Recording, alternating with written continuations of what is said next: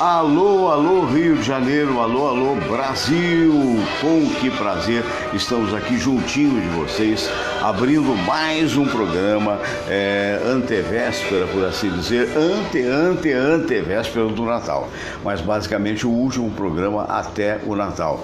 Nós vamos fazer o programa do dia de hoje e a gente volta na quarta-feira, porque afinal de contas ninguém é de ferro, né? Um grande abraço a todos vocês, eu quero agradecer muito aqueles que me acompanharam ao longo deste ano mais uma vez, né? Um abraço para o Haroldinho, meu querido amigo, filho do Haroldão, que já está com o Papai do Céu, o Haroldo de Andrade, e ainda o Haroldinho ontem fez uma observação muito legal com relação à minha atuação. Não sei se mereço, mas agradeço, tá bom? Eu quero mandar um abraço também para os meus amigos da Rádio Itatiaia, quando em 1969, olha, tem tempo, né? Eu fiz o meu estágio de jornalismo.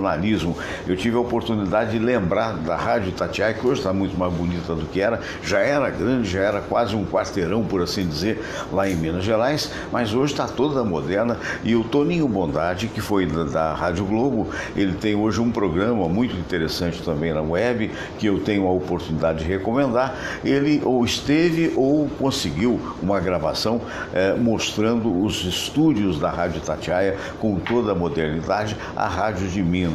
Então queria mandar um grande abraço para os amigos lá e para o Manel Carneiro, né? Abraço grande, que é o diretor-presidente da Rádio Itatiaia, tanto AM, FM, como também tem em Juiz de Fora. É claro que a matriz é em BH, em Belo Horizonte. Muito bem, isso colocado e suposto, eu queria lembrar a vocês que este programa é uma oferta das espadascatana.com.br.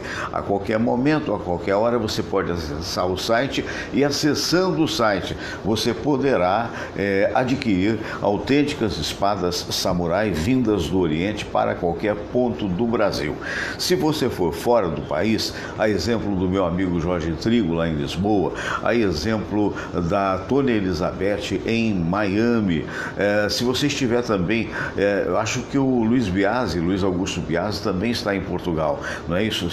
Não sei se está em Lisboa, Cascais, não importa. Aí você quer adquirir, ou se você estiver na Noruega, como está a Aline Raibolt, que foi minha produtora logo no início do meu trabalho, nos últimos 20 anos que eu trabalhei na Rádio Tupi, e hoje é casada com Ivan Bergquist em Oslo. É muito fácil, você vai no site shotokan.com, com 2 N's, e aí você clica e de repente tá lá, tá em inglês. Não sabe inglês? Então você muda o idioma, vai para o norueguês, vai para a França, que é a modernidade que a tecnologia permite, tá bom? Eu quero também mandar um abraço para o pessoal do Bradesco Seguros, um abraço para a Daniele, um abraço para o Newton, meus competentes gerentes, e lembrando que Bradesco é, na realidade, o melhor caminho para você fazer o seguro do seu carro ou da sua casa. Um abraço também muito grande ao pessoal lá do Caçador, o Caçador que fica ali na Rua Pareto 42. Um Feliz Natal para aquela turma maravilhosa daquele restaurante belíssimo aqui do Rio de Janeiro e que está aberto nessa época do ano, oferecendo almoço, e à noite oferece petiscaria. E por último, eu queria lembrar também, não menos importante, last but not least, né? Eu queria lembrar do Álvaro da Camélia Flores, que fica no Mercado das Flores, onde você pode adquirir o seu buquê de flores, mandar para a pessoa amada, até 5 horas da tarde, ele é entregue em qualquer ponto do Rio de Janeiro. Isto colocado e suposto, vamos passar a apresentar nesse momento os nossos convidados, e daqui a pouco vamos para a oração, e após a oração vamos homenagear a nossa Marion Duarte, que a gente está pedindo a Deus que tudo possa ocorrer da melhor maneira possível. Marion está vivendo um drama, porque a sua velhinha está com uma doença bastante grave. Deus permita que de repente aconteça para a velhinha aquilo que for melhor. Nossa solidariedade à velhinha, assim como também a nossa solidariedade ao confrade Pedro Carlos, doutor em matemática, participa sempre às quintas-feiras e, lamentavelmente, capotou com o carro, está se recuperando de uma fratura no fêmur e de algumas outras fraturas a nível de costela e de clavícula. Nosso abraço, nosso carinho ao Eros Mário também. Esse final de ano, muita gente ficou hospitalizada, pelo menos do nosso conhecimento. O Eros que está se recuperando de uma operação, enfim, de sinusite, uma coisa assim. De qualquer maneira, as notícias são boas quanto a ele. Vamos falar de médicos aqui hoje, médicos, mas que são, sobretudo, cidadãos brasileiros com a maior dignidade. À minha direita está o doutor Cícero Munhoz. Doutor Cícero é tenente-coronel da Aeronáutica reformado, foi o diretor do hospital aí do Galeão, né? E o doutor Cícero Munhoz é o atual diretor do Hospital Alemão do Amparo e está aqui conosco ele que é cardiologista emérito. Bom dia, meu caro doutor Munhoz. Bom dia, meu amigo Fernando. Bom dia, meu ilustre amigo aqui ao lado, doutor Provenzano, né? O nosso diretor do CRM. Sempre alegre, sempre começando bem o fim de semana aqui entre os amigos e os nossos internautas aí. Que maravilha. Conosco, ele que você já conhece do programa do Heleno Rotai, lá na Rádio Tupi, você conhece dos meus programas quando lá estava, você conhece daqui também, ele que é o presidente do CREMERGE, o Conselho Regional de Medicina do Rio de Janeiro, o doutor Silvio Provenzano. Bom dia, doutor Silvio. Bom dia, Fernando. Mandar um beijo aqui, já está plugado na internet, a Maria Pia de Roma. A Maria Pia. Oscar Berro. Siamo tutti italiani. E também um beijo para Marion Duarte, que está com a velhinha fazendo tratamento. A gente em orações pela recuperação da velha. Muito bem. Bom, a gente vai comentar essas véspera, por assim dizer, expectativa de véspera de Natal, expectativa de fim de ano. Eu estava aqui pensando, é uma coisa que se comenta em duas partes, né? Porque primeiro é a expectativa do Natal. Muita gente viaja, né? Mas talvez não tanto quanto o dia 31. Então é inevitável que a gente comece a esse bate-papo nosso a respeito desse momento. Quais seriam as recomendações para as pessoas que vão aproveitar o feriado e pegar as estradas? O brasileiro não tem muito essa preocupação, coisa que a gente no exterior vê muito. Vê muito. Que é principalmente manutenção de veículo, né, de carro. Muitos acidentes ocorrem, isso aí é uma constatação, né?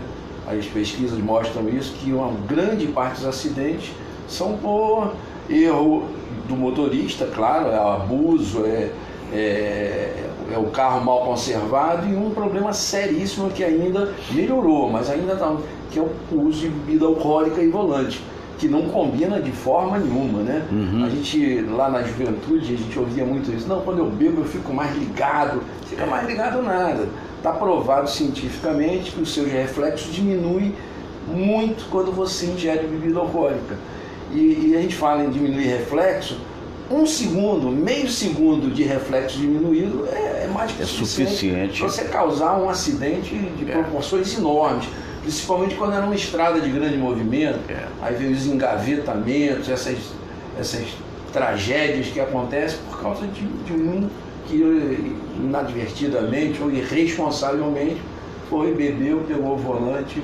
Então essa tal da lei seca, que eu concordo que atrapalha até a gente, né, em determinadas horas. Porque eu queria beber. Você quer beber? Deixa o carro em casa. Vai de Uber, vai de táxi, né?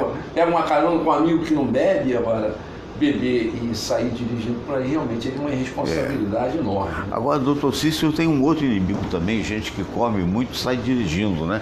Aquela coisa do sono, né? Nós temos um amigo, ex-presidente da Confraria dos Amigos do Rádio, que passou agora o cargo para o Osmar do Breck, né? Confraria esta que eu sou o patrono, com muita honra.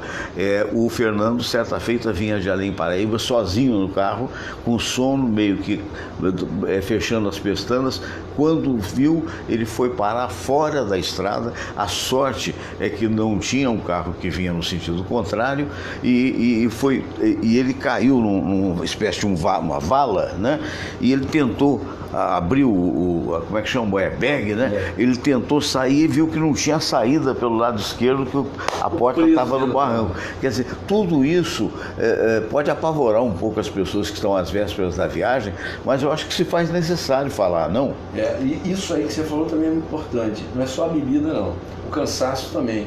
Existem carros agora já bem modernos que um dos mecanismos de proteção é esse. O espelho tem acoplado um sistema de sensibilidade para dizer que você está cansado, que você está com sono. Alarma, né, um sistema lá dizendo que você deve parar para descansar, porque é um outro problema sério. É o cansaço. O caminhoneiro tem muito disso, né? A gente fala só no carro de passeio. O caminhoneiro tem toda essa problemática, inclusive ingere medicações para tirar o sono. Para tirar o sono. Ele pensa que está resolvendo um problema e está criando um outro problema. Porque não é só o cuidado consigo mesmo, né? É o cuidado com terceiros, né? Também. Você sabe que na França tem um sistema muito interessante. Você pega as autoestradas lá, a cada 2 horas ele te alerta que você está dirigindo 2 horas e que convém parar. E tem aqueles postos de serviço à beira da autoestrada que tem de tudo. Você pode tomar um banho, tem uma cadeira tipo piscina para você deitar e descansar um pouco. Você pode fazer uma pequena refeição, ler um livro. E eles recomendam, fique meia hora de descanso para voltar à estrada. É um sistema muito interessante que você não termina uma viagem, às vezes, de um dia inteiro sem estar muito cansado. E eu acho que o Dr. Cícero Munhoz, ele colocou rigorosamente tudo que é importante. Eu só acrescentaria mais uma coisa. Você vai para a estrada, desliga teu celular. A questão do celular, ela ultimamente tem sido responsável por acidentes terríveis. A gente vê na internet vários filmes, mas parece que as pessoas não se alertam. Piscou, você que olhou para baixo, já tá perdeu a perspectiva. É complicado, então a minha sugestão é, você entrou na estrada, entrou no carro, desliga o celular, porque você não vai ter condições, com Bluetooth ou o que for, não vai ter condições de compartilhar a tua atenção com a ligação que você recebe, e com a estrada é um momento que toda atenção é necessária, e também com crianças na piscina, né? Eu ontem falei no programa do Cristiano sobre afogamento seco, né? É uma síndrome que ocorre em 1 a 2% dos afogamentos, é mais comum em criança, que na hora que a criança se afoga não percebe, algumas horas depois ela pode vir inclusive a óbito. Então toda atenção com criança, principalmente criança pequena, quando ela está na piscina, está na banheira, é importante. Às vezes eu vejo lá, babá, mãe mesmo, né, lá respondendo o zap, a criança na piscina, na boia, não vê que a criança bebeu água, e às vezes no que bebe água também broncoaspira. E a criança tem uma tossezinha e não se dá maior valor, e o problema vai surgir algumas horas depois, às vezes 2, 3 dias depois, podendo ser fatal. Vendo a gente aqui o Flávio Costa, bom dia Fernando Sérgio, sou amigo do Soares, o Jacques Leclerc, ele mandou um abraço e um Feliz Natal. Muito obrigado, um abraço para você e para a família também. A Silvia Maria, obrigado Silvia, o Alexandre Melo, um abração grande, o Eduardo Grandinetti lá em Belo Horizonte, com a Mônica Grandinetti, tutti italiani, são parentes nossos, estão sempre na escuta, a gente agradece muito, a Selma também, um abração. Agora, o Oscar Berro pede que o Dr. Provenzano fale a respeito da hidratação e contaminações, principalmente com maionese nesse calor. É verdade, o Berro, como sempre, muito atento. Alguns produtos não devem ser consumidos nessa época do ano, porque eles sofrem um processo de deterioração com muita rapidez. Então, por exemplo, doces que tenham creme e fiquem expostos à luz solar. O famoso sonho. O Berro conhece isso muito bem como grande pesadelo. A salmonelose, shigelose, nessa época do ano, elas predominam e podem provocar infecções intestinais seríssimas. Lembrando que a desidratação era principalmente mais grave nos 2 extremos da vida. Crianças abaixo de 5 anos e os idosos. Por quê? Porque somos mais vulneráveis à perda de líquido. Nunca é demais lembrar que 70% do corpo humano é água. E com essas temperaturas absurdas, né? fruto das mudanças climáticas que a gente está vendo. Isso. Não começou o verão, já temos 41 graus aqui na cidade, com a sensação térmica superior a 50. Cidades do Paraná, imagina com sensação térmica de quase 60 graus.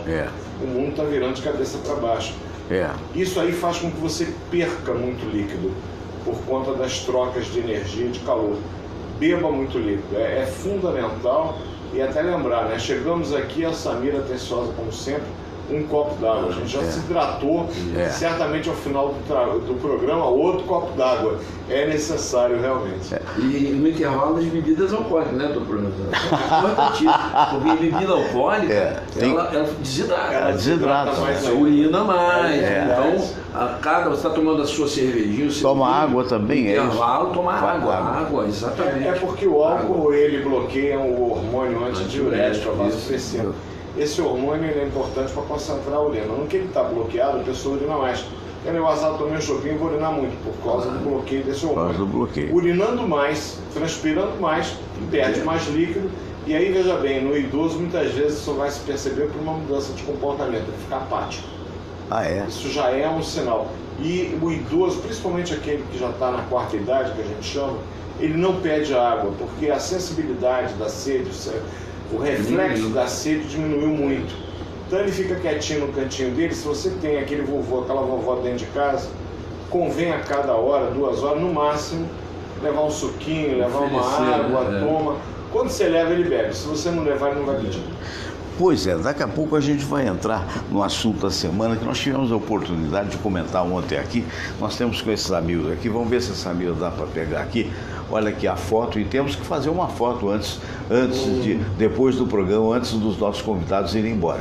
Esses foram os convidados de ontem, né? Nós tivemos aqui o Dr. Luiz Aibinder, tivemos aqui o Osmar Dubreck, que é esse de camisa verde que você viu, que é o atual jornalista e o atual presidente da Confraria dos Amigos do Rádio, e tivemos também o Gélcio, o nosso Gélcio, que chegou, mandou um abraço para todos, fez aquela bagunça que ele sempre faz, mas de qualquer maneira.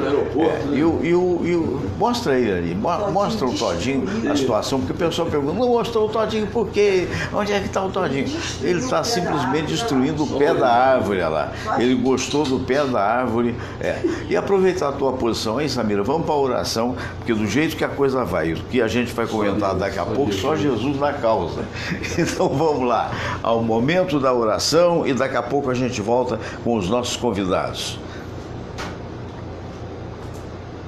Rezar a prece de Cáritas e depois a oração ecumênica que um dia Jesus nos ensinou.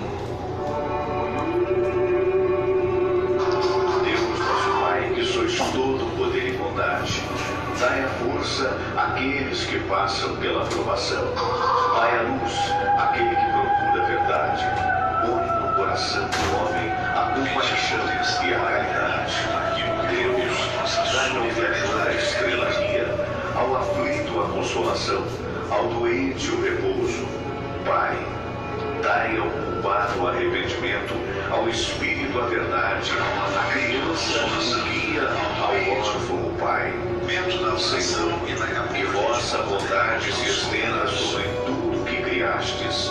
Piedade, Senhor, para aqueles que não vos conhecem. Esperança para aqueles que sofrem. Que a vossa bondade permita aos Espíritos Consoladores derramarem por toda parte a paz, a esperança e a fé. Deus, um raio, uma faísca do vosso amor pode iluminar a terra. Deixai-nos beber nas fontes dessa bondade fecunda e infinita, e todas as lágrimas secarão, todas as dores se acalmarão. Um só coração, um só pensamento subirá até vós, como um grito de reconhecimento e de amor. Como Moisés sobre a montanha, nós vos esperamos com os braços abertos, ó bondade, ó beleza, ó perfeição. E queremos de alguma forma alcançar a vossa misericórdia. Deus, dai-nos a força de ajudar o progresso a fim de subirmos até vós. Dai-nos a caridade pura, Dai-nos a fé e a razão, dai-nos a simplicidade que fará de nossas almas o espelho onde há de se refletir a vossa santa imagem.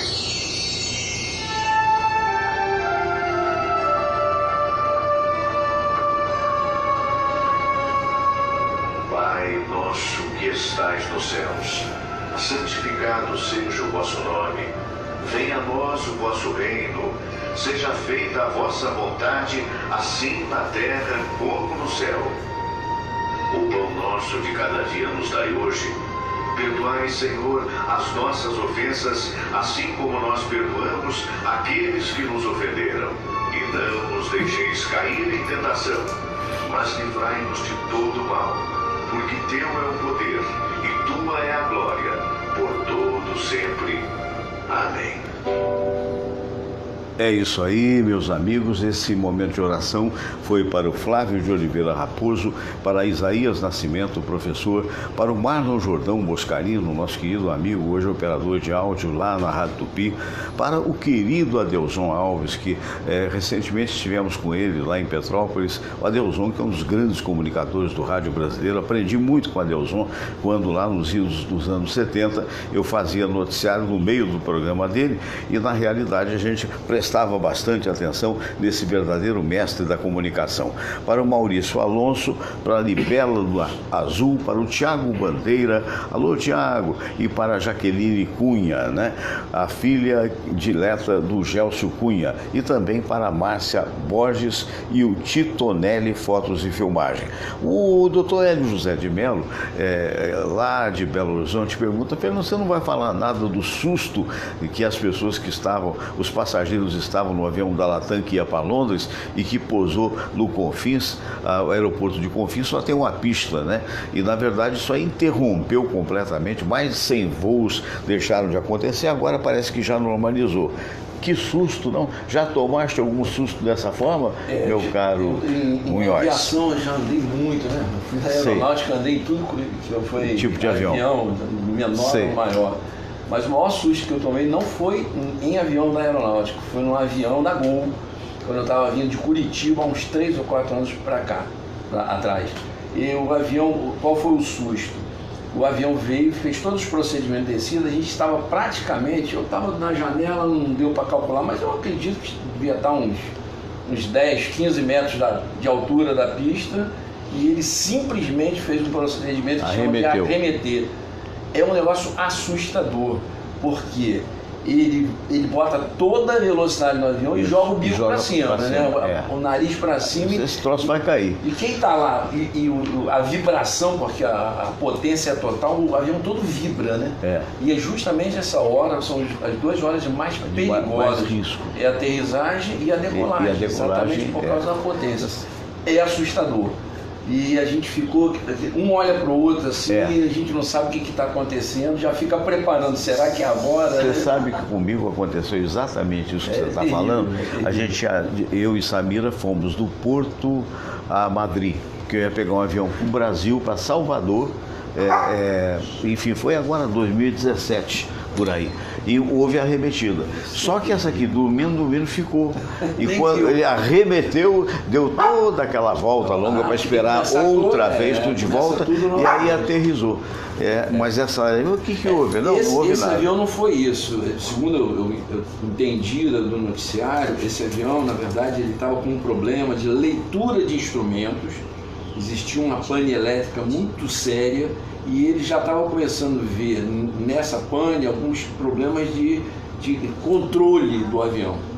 Então mas houve foi algo sério, a pane elétrica. Podia ter sido menos sério para os pacientes, para os passageiros, se não fosse o canal aberto. Eu acho que não está errado chamá-los de pacientes, não, porque eles foram até muito pacientes, ficaram lá no lobby, né, do aeroporto. Eu enfrentei um problema agora, há um mês atrás, não do avião, mas da espera do aeroporto. Quando foi aquela chuva enorme que teve em São Paulo, tudo parou. Meu voo que eu tinha marcado para as 7h30 da manhã, eu estava desde as 6h30 no aeroporto, eu saí de lá às 9h30 da noite. Olha só. Então, essa espera de aeroporto é angustiante, é uma coisa horrível. Não é uma coisa muito tranquila. Mas correu tudo bem, embora o avião tenha parado lá na pista com os pneus todos estourados. Doutor Cícero Munhoz esteve recentemente em Brasília, não é isso? E a sua situação é muito confortável dentro do avião ou há uma certa preocupação, principalmente naquela hora da subida e da descida? Eu diria que é tão confortável quanto o ônibus para Central na hora do rush. Mais ou menos isso. Eu fico muito desconfortável. Né? Eu diria que passou de 1,5 metro de altura do solo, eu já começo a ficar angustiado. Não fico muito, mas eu tenho que me acostumar. Mas tem que a gente agora é Brasília, são outras cidades, as reuniões dos presidentes do conselho são necessárias. E é importante que a gente, evidentemente, compareça. Por mais que nós tenhamos uma diretoria que se reveza para um suprir a ausência do outro, a presença do presidente ela é sempre importante pelo cargo que ele ocupa. Então eu tento sublimar isso aí. Quando eu entro no avião, eu digo missão cumprida, vamos que vamos, mas dizer que eu fico confortável de jeito algum. Mas é um meio de transporte, como você sabe, muito mais seguro do que o próprio carro, mais seguro que o transporte marítimo. É o mais seguro que existe. O único problema é que se acontece alguma coisa, aí a possibilidade de você sobreviver é muito pequena. Agora imagina os passageiros da Latam. Sabe por quê? O susto, né? Porque pelo que eu vi, vazou. Parece que isso. O comandante estava falando com a torre, mas vazou para dentro. Você estava lá sentado e o cara falou: estou com problema gravíssimo na parte elétrica, vou ter que pousar. Você sentado lá, meu Deus do céu. É hoje. Teve gente rezando. Certamente, não tenha dúvida. E eu fico imaginando os comissários de bordo, tem um treinamento para isso, mas são seres humanos. E evidentemente que ao ouvir as palavras do próprio comandante, meu Deus, todos eles pensaram nos seus, pensaram, meu Deus, acho que é o último voo. Então é desesperador, né? É verdade. Um avião que estava com carga total de passageiros, de bagagem e de combustível. Ele tinha acabado de sair de São Paulo. E a aterrissagem se torna muito perigosa, né? Porque uma quebrada de asa, o combustível se espalha e o calor inflama. Olha, há cerca de 21 anos atrás eu tinha me separado da mãe das minhas filhas. Eu tive um relacionamento que durou 8 meses com uma comissária de bordo. Sei. Terminei porque eu não aguentava mais. Atenção. Porque voava todo dia, era dia sim, dia não. Né? Assim. É escala, né? Sim. E por mais que você tente se desligar, eu ficava muito preocupado né, com as coisas. Eu me lembro que teve naquela época aquele acidente lá em São Paulo. Eu soube que era o da TAM, abri os olhos e, meu Deus, quanta gente morreu, não era da Vale. Mas eu falei, não dá para levar essa vida, não tem condições, né? O doutor Provezano estava falando que o transporte aéreo é muito seguro. É mesmo. A diferença para o transporte terrestre é que quando um acidente aéreo acontece, tem uma repercussão muito grande, enorme, né? Na estrada não, todo dia tem um ônibus que caiu na ribanceira, que bateu no caminhão, isso aí já virou... Mas dia, as né? vítimas em menor número, né? É aquela história. Isso me lembra do Ariano Suassuna, que foi um homem que eu admirei muito, que hoje está com o Papai do Céu há mais de 10 anos, com certeza, um dos maiores craques da literatura brasileira, que era uma pessoa muito peculiar. Sempre que eu posso, eu repito aqui no programa, e ele disse que, olha, Fernando, acontece o seguinte, sempre aparecia um cidadão, disse, o senhor vai sair daqui do Recife, vai para Natal e vai de carro? Pelo amor de Deus, só vai de avião. E ele respondia, não, eu vou de avião porque eu não gosto de avião, eu vou de carro, mas tem buraco para burro, buraco nas estradas. E a resposta dele, tem até gravado isso aí na internet, qualquer dia apresenta a resposta dele, problema do avião é que para onde ele vai, ele leva um buraco. Então, agora, quase que a gente emburacou de vez, né?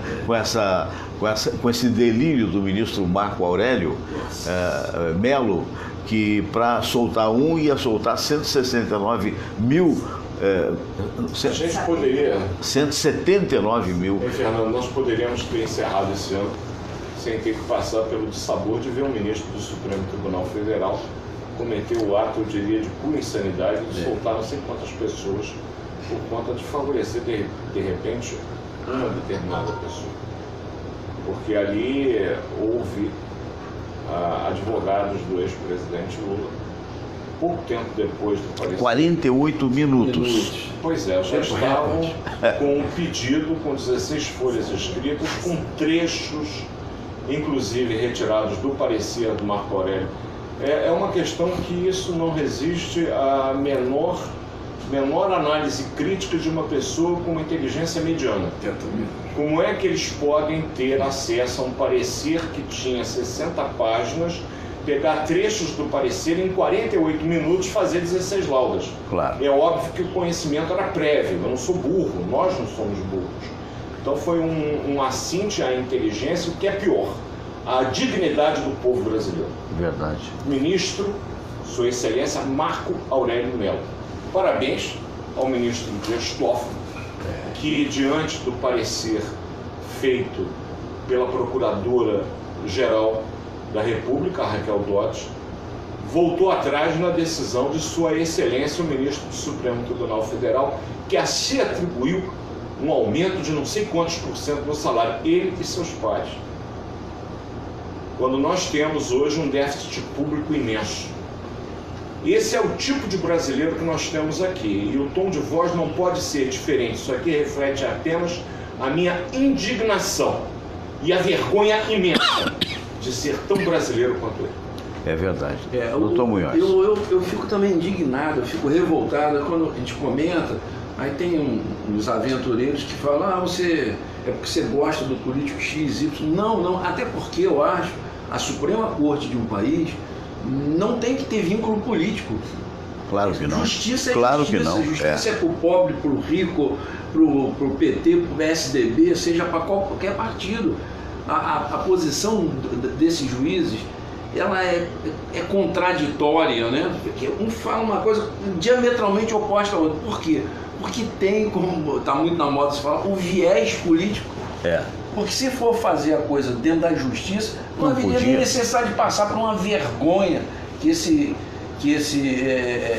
nosso ministro passou. Quer dizer, uma pessoa da terceira idade dando um exemplo lamentável desse. Entendeu? Então isso aí é uma coisa que revolta mesmo.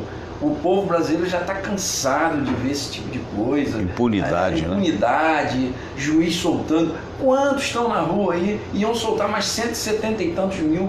Quer dizer, é um ato que vai claramente a favor de uma pessoa. No caso, Lula, presidente Lula, que está preso. Sabe? Só que esse ato, para favorecer vai desfavorecer a população, jogando 170 e poucas mil pessoas condenadas na rua. Mas não foi condenado em terceira instância. Desses 179 mil, certamente 95%, eu acho que talvez, serão condenados em terceira instância. Que são pessoas nocivas da sociedade. Você tem estuprador, claro. Você tem assassino, você tem feminicida. No rol desses que seriam beneficiados com essa decisão do nosso ministro do Supremo, temos bandidos que a gente desvia na rua sem os ver. Eles hoje estão confinados por 2 decisões, do primeiro e do segundo Tribunal de Justiça, e achou por bem que não, tem que esperar a decisão. Isso não existe em parte nenhuma do mundo. Então eu confesso a você que eu estava trabalhando, eu parei o trabalho. Eu parei o trabalho, sentei no sofá do lado dos pacientes e falei, gente, por isso que a gente não pode. E na mesma hora eu pensei, se a história revelar que houve um golpe militar, tal responsável está aí. Sim, porque poderia acontecer. Porque as Forças Armadas, a indignação era muita. Seriam conclamadas pela população para tomar uma providência com tantos bandidos soltos por conta de um alvará absolutamente insano, ou por interesses que eu nem prefiro falar, porque não tem como provar. Agora, doutor Silvio, eu quero aproveitar a sua presença, o doutor Silvio sendo o presidente do CREMERGE, como anda essa história da relação do CREMERGE com relação aos médicos dos hospitais públicos que estão sofrendo juntamente com as enfermeiras e auxiliares de enfermagem. Diuturnamente a gente vê na televisão, nos diversos noticiários das diversas emissoras, a falta de ar-condicionado nas UTIs.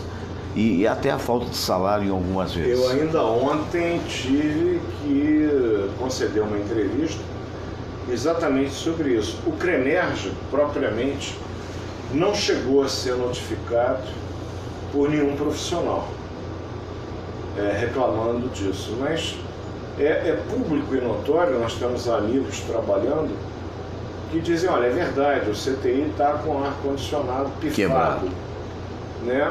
O que isso implica? Em primeiro lugar, é uma unidade fechada, ou seja, não tem circulação de ar. Se não tem circulação de ar, existe naturalmente uma concentração de calor. Segundo, os profissionais que lá trabalham, eles são obrigados a trabalhar uniformizados e os paramentos que eles têm que colocar só aumentam o calor, dificultando as trocas. Jaleco, comprida, né? Eventualmente com luva. Jaleco não, o jaleco é fresco. São capotes por cima da roupa que você tem que usar. O que dificulta, ou seja, as condições de trabalho desses profissionais, elas ficam extremamente dificultadas no ambiente de calor intenso. E os pacientes, que não tem por onde escapar, estão lá deitados, inertes, com calor em cima. E os equipamentos, vamos falar deles? Por que você acha que a temperatura é tão baixa? Puxa, mas vai fazer mal pro vovô, está muito frio. Mas os equipamentos que mantêm a vida do vovô, e que são caríssimos, eles vão desregular, eles vão estragar se a temperatura não tiver aqueles 18 graus tradicionais, 18, 17 graus. Tem que ficar, agasalho o vovô, mas tem que ter por conta dos equipamentos. Então eu não tenho a menor dúvida que monitores, respiradores estão com a sua vida encurtada pelo desmazelo da administração dos hospitais, da falta de recursos, de todo o roubo, a palavra é essa, que houve na saúde nos últimos anos, mormente aqui no Rio de Janeiro. São coisas que você não vê acontecer em São Paulo, por exemplo. Nós temos a maior rede pública do Brasil e por conta de termos a maior rede pública, Fernando, o Clóvis sabe disso também, não preciso falar para ele, esses hospitais eles estão em total desmazelo, largados. Então a falta do ar-condicionado exatamente no momento onde ele é mais necessário, e veja bem, não é necessário o ano todo, até por conta de manter a temperatura equilibrada nesses lugares. Mas agora, por razões óbvias, mais necessário ainda. Ele quebra. Aí qual é a resposta? Não estamos providenciando o conserto. Isso não ocorre só na rede municipal, não. Eu tenho informações que inclusive em hospitais da rede federal está acontecendo. Por conta de má administração, de gestões que não são probas. E paro por aqui. E uma coisa que eu queria acrescentar, o que o Provenzano falou, praticamente tudo que a gente pensa mesmo, a gente que hoje dirige um hospital de médio porte, é porque eu falo sempre lá, tudo na sua vida você tem que ter um plano A e um plano B. Quer dizer, se esse problema acontece, você tem que ter uma alternativa imediata. Ar-condicionado, por exemplo, em um hospital, lá a gente tem um cuidado muito grande de ter uma interligação com o pessoal da manutenção. Se você precisa, vamos dizer, de 2 ar-condicionados, tenha 4. Você bota 2, que vão se revezar e não vão queimar os 4. Se queimou um, você tem 3 lá. Queimou o segundo, você está com a sua carga mantida de 2. Então é outra coisa que tem que ser feita. O problema no Brasil, e vai dos hospitais às estradas, é falta de planejamento e desvio de verba. Essas duas coisas são básicas no Brasil. Quando você vai fazer qualquer coisa, você tem que planejar como é que eu vou estar daqui a 10 anos. No mínimo, qualquer planejamento aí no exterior, de estrada, de hospital, de segurança, faz-se um planejamento no mínimo para 10 anos lá na frente, para ver como é que a coisa vai evoluir. Aqui não, quando se faz, já está defasado, né? Essa linha amarela que foi inaugurada, já estava, todo mundo já sabia que num prazo muito curto ia haver o que é agora, engarrafamento, porque ela já estava defasada no seu planejamento. O planejamento de uma estrada dessa aqui, em outros lugares desenvolvidos, colocaria um transporte público no meio, um trem como existe de Nova York para Atlantic City, no meio 6 pistas de cada lado, você tem um trem no meio de transporte de massa. Então, aqui não, aqui já pensou se você tivesse um trem no meio da linha amarela, da linha vermelha, da ponte Rio-Niterói, o que seria o trânsito? Não seria muito melhor? Eu sempre digo, isso é falta de planejamento. Quando se faz um investimento nas coisas aqui, são feitas de maneira totalmente defasada. E, com tudo isso que a gente colocou aqui, que o doutor Provino colocou muito bem, superfaturamento, desvio mesmo de verba, que é uma vergonha. Tem que dar um basta nisso. Agora, você sabe como é que os diretores, pelo menos da rede federal, eles são escolhidos? Indicação política. Já falou isso aí. Deputados ligados particularmente ao PP ou ao PMDB. Não necessariamente médicos. Não. Os médicos das unidades sequer são ouvidos. Sequer são ouvidos. Uma vergonha, né? Eu tive esse convite para a direção do Hospital dos Servidores. E ao contrário de outros, eu recusei. Porque eu achei que a conta que me seria cobrada pelo cargo, meu senso de dignidade pessoal não me permitiria pagar. Não recebi qualquer tipo de alusão a esse respeito, apenas eu concluí que deveria haver um custo pessoal para isso. Simples assim. Então, houve o convite, eu declinei do convite. Hoje eu vejo com muita amargura no Hospital Federal dos Servidores do Estado, serviço de clínica médica, que era o maior serviço de clínica médica do Rio de Janeiro, ter sido destruído por uma gestão absolutamente desastrosa. Estive, até para ele ouvir, com o ministro da Saúde, Mandetta, e conversei esta semana a respeito dos descalabros que acontece lá. Vamos aguardar 2019 com esperança. Pelo menos o que o ministro me passou, pedindo a nossa cooperação, em termos de encontrar soluções para os graves problemas que temos, em especial aqui no Rio de Janeiro, me deixou com uma ponta de esperança muito grande. O ministro que disse: eu quero que vocês participem ativamente da minha gestão no Ministério. O que precisamos fazer para melhorar a saúde pública no Brasil, para aumentar a cobertura vacinal? Foram palavras do ministro Mandetta que me deixou, pela primeira vez como autoridade, animado, porque ele realmente quer ouvir médicos, presidentes de conselho, que possam ajudá-lo a encontrar soluções para os graves problemas que enfrentamos. Quem sabe se uma das soluções é que os diretores dos hospitais, seja na rede estadual, municipal e também, claro, na federal, eles possam ser escolhidos por meritocracia e não por apadrinhamento, como ocorre hoje.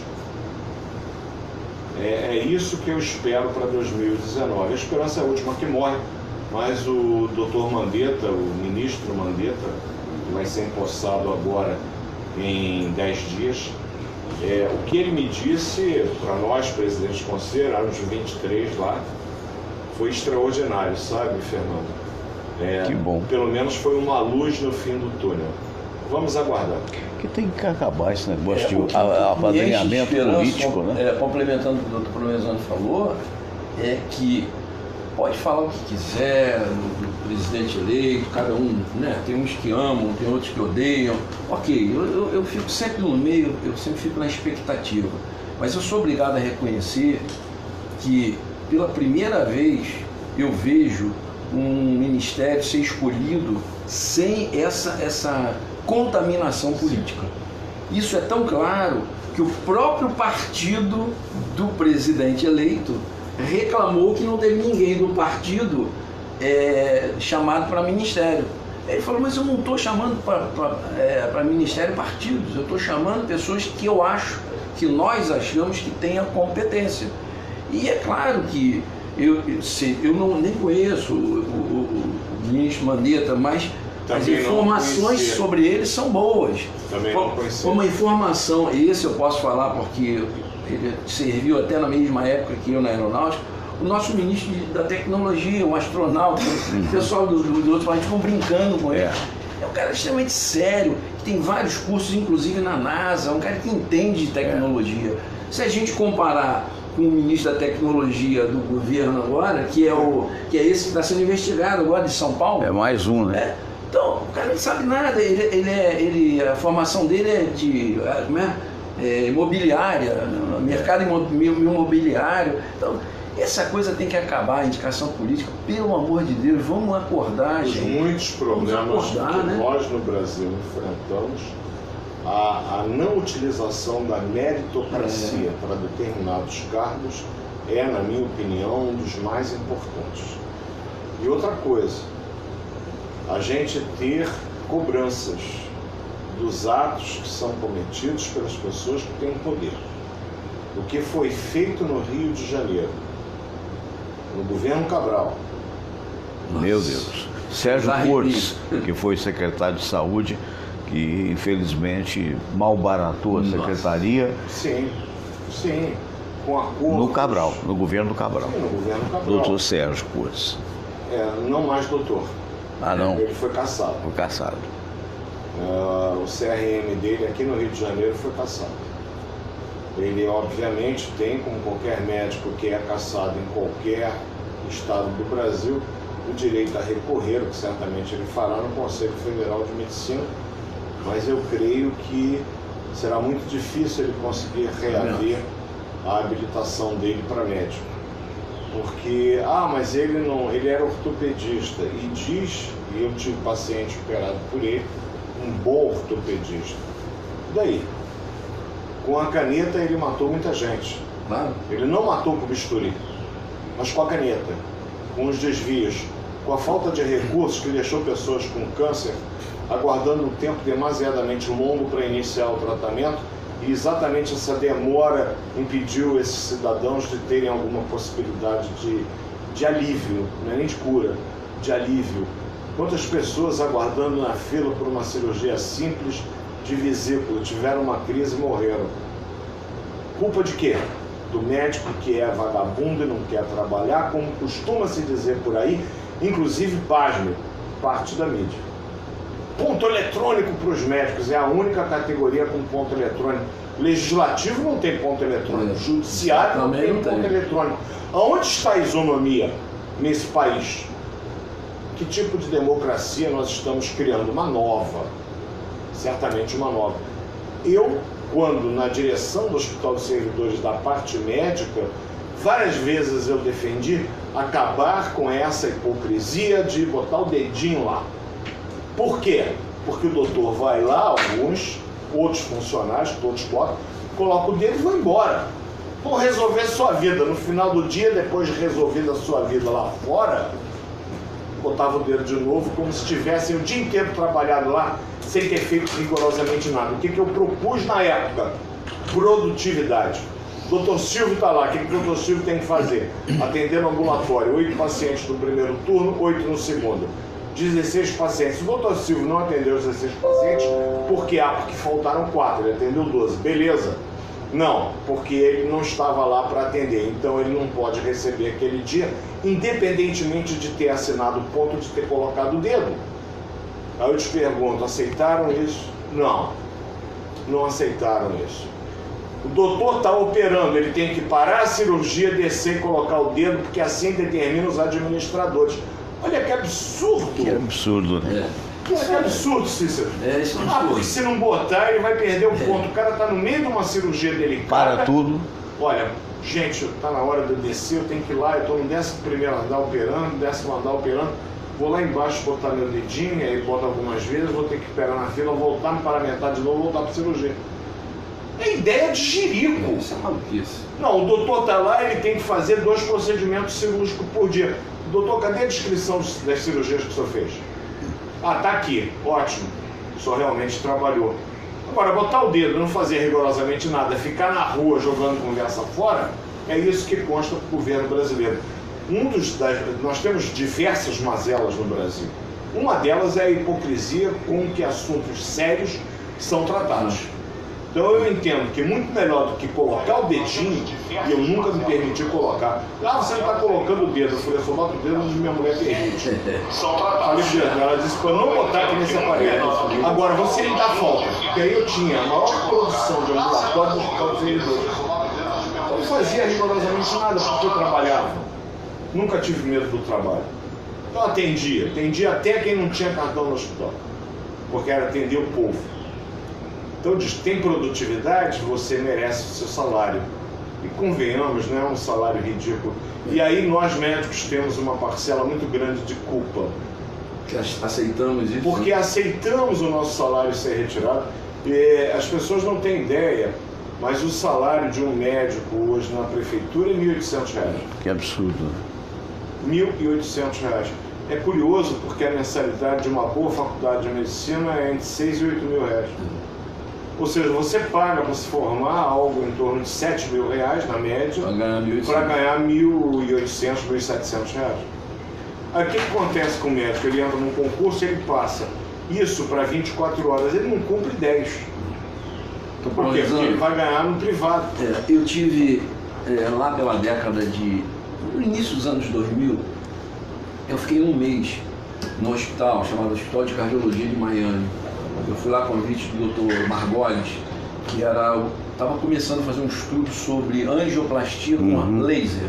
Sei. Que acabou sendo um processo que ele parou porque ficou inviável economicamente. Mas eu tive a oportunidade de ficar lá vivendo a vida do hospital. E como o hospital fazia o seu... Tinha médico que estava lá desde que se formou. Estava 20 e poucos anos lá. Como é que era feito? Ele tinha uma carga horária, exatamente o que o doutor Provenzano falou. Sei. Uma carga horária e um compromisso de atendimento para o hospital. Determinado prazo lá, de 8 a meio-dia, vamos supor. O médico ia lá, fazia seus exames de hemodinâmica, o cardiologista, o clínico. E à tarde tinha um bloco do hospital que era só de consultórios. Esses médicos não tinham consultório lá fora, o hospital bancava toda a estrutura, secretária, água, luz, telefone, tudo. E esse médico atendia o consultório dele dentro do hospital. Então ele é tipo um jogador de futebol, que era exclusivo num time. Isso gerava para ele uma economia enorme de sair de um lugar e ir para o outro, deslocamento. Dava a ele uma condição financeira muito boa, porque ele tinha duas fontes de renda. Ele tinha como funcionário do hospital e tinha como um profissional liberal. Então isso fidelizava o médico ao hospital, e o hospital adorava isso, porque ele tinha um médico ali de 8 da manhã até as 4, 5 da tarde, alguns até mais tarde. Apenas um recado do Oscar Berro para o Silvio Provenzano. É o Oscar Perfeito Silvio. O Fernando Pereira dizendo, parabéns, doutor Silvio Provenzano. O Oscar Berro, ele tem conhecimento de causa, porque ele foi diretor dos hospitais federais do Rio de Janeiro. E eu tenho certeza hoje, pelo que eu conheço, até na condição que eu assumi recentemente a presidência do CREMET, em contato com pessoas do GH, que muitas coisas eles gostariam de fazer, mas eles não podem fazer. Porque a força dos padrinhos é tão grande que se sobrepõe à meritocracia, se sobrepõe à capacidade. O Belo é uma pessoa corretíssima, uma pessoa que sempre se esforçou muito. E hoje, se mais ele não fez, eu não tenho a menor dúvida que ele foi impedido por essas forças que deixaram de ser ocultas. Elas têm nome, algumas delas, inclusive, página. Continuam mandando da cadeia. Bom, só o que a gente estava comentando, eu tenho um ex-aluno meu que está há 10 anos em Chicago. Sei. Lá ele é chefe de um setor de medicina neurointensiva. E ele tem um regime de trabalho parecido com esse que o Cícero falou em Miami, em Chicago, muito parecido. A minha filha esteve com ele esse ano lá. Você tem ideia do faturamento que esse rapaz tem ano nos Estados Unidos hoje? Não. $600 mil. Meu Deus, olha só. Sabe quando que ele teria isso aqui no Brasil? Nunca. Nunca. Aí diz, mas por que ele tem isso? Primeiro porque ele tem uma alta especialização, o governo americano reconhece muito bem, aos profissionais. Ele tem, obviamente, um custo grande de seguro, é uma área muito delicada. Ele chefia um setor. Agora, o horário de trabalho dele é de 7 horas da manhã às 5 da tarde. É isso aí. Quem está mandando um abraço para todos nós... Menor chance de voltar ao Brasil, tio. Quem está mandando um grande médico, é meu amigo, muito amigo do Luiz Penido também, a quem eu mando um grande abraço, da Samira, por que não dizer, o oncologista, meu Deus, o Hernando Sampaio. Eu estou meio velhinho, de vez em quando. Doutor Sampaio está mandando um abraço para todos. Brevemente ele estará aqui conosco. Forte abraço. E é uma figura, a exemplo dos médicos que nós temos aqui, pessoas dedicadas à medicina e com muita honestidade, com muita determinação para a melhoria daquilo que todos nós esperamos que tenha um dia. A Nádia do Sacramento está mandando um bom dia para todos vocês. A Denise Guzmán Silva também, lá de Santa Catarina, em Florianópolis. O Otávio Melo, desejando a todos um bom final de semana. O Fernando Pereira, mais uma vez, dando um bom dia a todos. E a Valéria Sanches também está mandando um abraço. Eu sempre explico, sabe, doutor Silvio, que a gente não tem condição de dizer o nome de todos, Seria o ideal, mas é impossível. E não fiquem zangados se eventualmente, cada vez quando passo o programa, que eu vou rever para saber se está tudo bem para ir para o YouTube, porque 2 horas depois ele vai para o YouTube, para o canal do Fernando Sérgio, você se inscreva, toca no sininho que você vai saber cada nova programação, mas aí a gente vê depois e vê muitas pessoas que durante o programa a gente não tomou conhecimento. Mas, meu caro doutor Munhoz, perspectivas para o Brasil que se inicia com o novo governo no dia 1º, já foi declarada a oposição, é o PDT, é o PCdoB e o PSB. O curioso dessa declaração daquilo que será a oposição é, na verdade, que excluiu o PT. O PT está acabando, não? Eu não diria que está acabando, mas está muito comprometido. A estrutura principal do PT, com a prisão do Lula, ficou muito abalada, E o pior que isso tudo que aconteceu com o Lula expôs toda a fragilidade, que parecia que era um partido fortíssimo, que era a favor do menos favorecido, do trabalhador, isso tudo caiu por terra, Somente os fanáticos hoje ainda defendem de forma muito intensa o PT, Eu costumava dizer lá desde quando eu era médico residente, isso nos idos de 1978, 79, o PT era muito forte, inclusive a nossa classe médica acreditava muito no PT, como muita gente acreditou, você mesmo falou que votou. Sim, no primeiro governo, acreditando. Sim. Eu digo o seguinte, eu nunca votei no PT, mas teve uma época que eu cheguei a acreditar que eles iriam fazer um grande governo. No final do primeiro governo foi um bom governo. Eu achei inclusive uma coisa que eu achava perigoso, aquela história do Lulinha, paz e amor, eu achei muito interessante que o primeiro governo do Lula, ele praticamente conservou tudo que era de bom no governo anterior. As coisas boas do Fernando Henrique ele manteve. Então eu achei, naquele momento até eu acho que fui enganado. Sim. Depois vimos tudo isso. Então eu acho que a perspectiva nossa agora, eu diria para você que é de esperança, pelo menos. Sim. Eu conversei contigo muitas vezes aí, que eu eu tenho o meu plano tudo pronto, já está tudo alinhado, pronto para sair do Brasil. Eu cheguei a te falar isso. Foi. E o que me fez colocar essa minha ideia em stand-by? Exatamente a esperança que de uma muita reformulação coisa vai mudar. O doutor Bruno Organizando falou aí na saúde, E a gente fala em... Esse Paulo Guedes, que é o nosso ministro agora da Economia, pode fazer qualquer crítica, mas é uma pessoa respeitada no mundo inteiro quando se fala de economia. Se ele vai fazer uma gestão boa ou não, só o tempo dirá. Mas as ideias, as teorias dele, aparentemente são boas.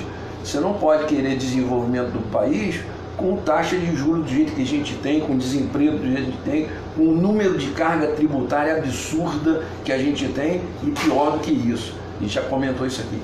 Carga tributária necessária E eu acho que é bem-vinda quando a recíproca vem, ou seja, quando aquilo que você pagou de imposto, como a Austrália, né? A gente fala muito na Austrália, seu filho ficou lá um tempo, a minha filha mora lá há 3 anos e meio. Falou, pai, imposto aqui não é pouco não, mas sabe o que você tem em troca? Um excelente serviço de saúde, que ela já usou algumas vezes, uma excelente segurança pública, um excelente transporte público. Então aqui a gente tem tudo de volta do que a gente pagou de imposto. Exatamente o inverso do que nós temos aqui no Brasil. Doutor Silvio, sua expectativa e a sua mensagem para todos que estão vendo a gente agora a respeito do Natal que está chegando.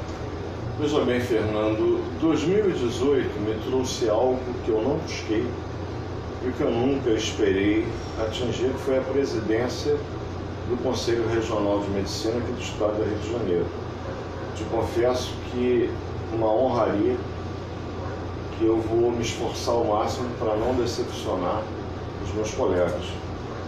Porém, estar na presidência me trouxe alguns benefícios. Sexta-feira passada, jantei aqui no Rio com o presidente da Associação Médica do Brasil, mineiro cirurgião, grande figura, Dr. Lincoln Lopes Ferreira. Inclusive esteve cogitado para o Ministério da Saúde. E com o próprio ministro Mandetta, com quem eu tive essa semana, ele tem um ótimo trânsito. Então me parece que as pessoas que têm uma projeção em termos de política de saúde no Brasil, como o Dr. Lincoln, como principalmente o ministro Dr. Mandetta, eles estão com o pensamento afinado. Qual é o pensar deles? Ouvir os conselhos, porque o conselho ele não é um órgão classista como o sindicato. Você fica com a questão das organizações de saúde, que eu particularmente, do ponto de vista pessoal, não é do conselho, é pessoal, não sou contra as OS. Eu acho que terceirizar a atenção à saúde é complicado. Mas é um ponto de vista meu, Fernando. No próprio conselho, a maioria dos conselheiros também é contra as OS, que é uma ferramenta que o governo encontrou para continuar dando atenção à saúde da população, porém terceirizando. O que acontece? As OS não repassam, alegam que não recebem, o governo alega que paga, que a OS não paga, e o que acontece? A população não é atendida. Isso é a resultante final. Eles estão preocupados com isso, nós estamos junto a eles defendendo uma carreira de Estado para o médico. Por que falta médico nos rincões mais distantes? Porque não existe a segurança para o médico lá atuar. Não dão ao médico as condições mínimas necessárias para que lá ele possa atender. Agora eu te pergunto, o soldado não vai para o final da Amazônia, o coronel não vai com a família lá para a Amazônia, por que ele vai? Ele tem uma carreira de Estado. É o plano de carreira, né? É o plano de carreira, é o que a gente está junto ao ministro Mandetta, e ele foi muito sensível a essa ideia, disse que é um dos pontos que ele vai brigar entre aspas, claro, criar um plano de carreira para o médico, de tal maneira que o médico se forme, tem aquele plano de carreira, e da mesma maneira que os profissionais das Forças Armadas, ele possa ser designado para qualquer lugar onde o trabalho dele seja necessário. Então eu estou vendo 2019, Fernando, e essa é a minha mensagem que você me pediu, com muita esperança de que o Brasil comece a sorrir novamente. Vamos que a gente por não isso. Veja atos como esse no final de 2018, vergonhosos, perpetrado por um ministro do Supremo Tribunal Federal. A gente espera que o Brasil resgate perante o mundo aquilo que nos últimos anos ele perdeu, credibilidade, que a saúde possa melhorar e que, se Deus permitir, daqui a um ano possa estar aqui na tua casa, onde eu sempre fui tratado com tanto carinho, com nós tanta temos muito carinho pelo amigo mesmo. Samir, muito obrigado. Se Deus permitir, junto ao Cícero Munhoz, para a gente dizer, lembra quando a gente falou, olha, confirmamos, realmente muita coisa melhorou e para 2020 vai melhorar ainda mais. Esses são os meus votos extensivos a todos os que estão nos assistindo pela internet e todos aqueles que eu tenho certeza depois irão buscar no canal e vão ver. Isso é o que eu desejo, tenho certeza que vocês, Samir e o Cícero, concordam Concordamos plenamente. O Natal será muito melhor no ano que vem, na hora que a gente estiver relembrando essas coisas. Se Deus permita, né? É a nossa expectativa, a nossa esperança. Suas despedidas hoje. Hoje vai ter o almoço para quem puder ir. Eu acredito que o doutor Silvio não possa, porque tem inúmeros boatos, mas vamos congraçar os debatedores, os amigos aqui na Garota da Tijuca. Eu quero aproveitar e mandar um abraço para o seu Cesário, que é o proprietário da Garota da Tijuca, que tem Garota de Ipanema, tem Garota do Flamengo, dos Itaí, Garota da Urca também, né? Um abraço grande para ele. Muito bem, e aí o seu posicionamento final no dia de hoje, na expectativa do Natal, doutor Moraes? Eu quero desejar aos nossos internautas aí, nossos grandes amigos que já passaram aqui, né? Inicialmente às quartas-feiras, depois às sextas, né? Isso. Um grande Natal, e um Natal principalmente esse ano de esperança mesmo. E eu tenho quase certeza, pelo que eu conheço, eu tenho até uma certa ligação com pessoas, amigos que têm ligação familiar com o futuro presidente, e uma coisa vocês podem esperar, né? Essa esperança tem que ser, porque esse presidente, ele tem maneira de agir como nós. É uma pessoa extremamente simples de dizer: isso eu não domino e eu vou achar pessoas que podem me ajudar. Eu acho que na vida é muito importante. Nós, por mais que vivêssemos 300, 400 anos, não saberíamos tudo, né? Ou seja, quanto mais a gente vive, mais a gente tem que aprender. E esse nosso presidente me parece que tem esse perfil. E quando a gente chama pessoas para nos ajudar, o resultado sempre é melhor. Então acho que essa esperança de Natal agora, que deve ser de todos, é o desejo que seja um país melhor. Um país melhor trará outros natais e com certeza muito melhores e com muito mais esperança. Muito bem, tivemos esses dois convidados aqui no programa. Ao finalizar, estou fazendo nessa semana, eu estou dizendo frases que eu tive a oportunidade de pesquisar e de incluir neste livro de minha autoria, Vida e Sucesso, que você ainda encontra na Saraiva, livraria saraiva.com.br. Esse livro traz casos de ouvintes que houveram por bem, digamos assim, confiar na minha opinião. Um caso que a pessoa tinha na vida, um problema que tinha, e pedia que se desse uma opinião no rádio. Ao longo de 30 anos eu fiz isso, e na verdade o objetivo era apenas opinar, não é necessariamente um conselho, até porque você dá uma vertente para o ouvinte e ele vai analisar se pode ou não solucionar o problema. E eu resumi nesse livro Vida e Sucesso perto de 50 casos de ouvintes, preservando o nome destes e com aquilo que é o fundamental, o arrazoado do problema que ele vivia e a opinião que eu tive a oportunidade de dar. Mas para não parecer muito cabotino, eu não vou colocar, antes de cada artigo, eu vou colocar frases de pessoas proeminentes, de sábios, de pessoas honestas, porque o objetivo do livro foi realmente trazer uma coisa honesta. E eu acho que você vai se surpreender com quem foi o autor desta frase. Aliás, dessa opinião, não é? Porque muita gente não conhece esse lado espiritual dessa pessoa. E a frase é a seguinte: constatando que existo hoje no mundo, creio que sempre existirei, sob uma forma ou outra, e apesar das inconveniências a que está sujeita a vida humana, não me oporei a uma nova edição de mim mesmo, esperando, porém, que os erros da edição anterior sejam revisados. Benjamin Franklin, ex-presidente dos Estados Unidos da América. Olha, um abraço grande, um Natal feliz para vocês. A gente só volta na próxima quarta-feira, não é? Coisa que vamos fazer também com relação ao fim de ano. Na quarta-feira que vem teremos um programa. A todos, a família de vocês, um Feliz Natal. E a expectativa de esperança no coração, que Deus ilumine a todos nós nessa pátria maravilhosa. Até me faltou voz. Namastê.